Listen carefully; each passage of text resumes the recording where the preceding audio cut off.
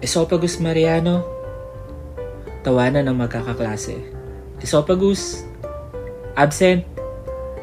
Nakakailang tawag na ang teacher ay wala pa ring sumasagot. Ma'am, baka po nabilaukan.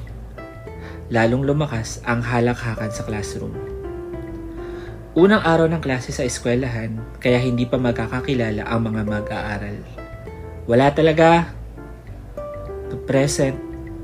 Oh, nandito ka naman pala. Bakit di ka sumasagot? Sorry po. Sobrang ikinahihiya ni Esophagus ang kanyang pangalan. Ano ba kasi ang pumasok sa isip ng nanay niya at iyon ang ipinangalan sa kanya? Lagi tuloy siyang tinutukso ng mga tao. Next, Pancreas Minerva. Tawanan ulit ang magkakaklase.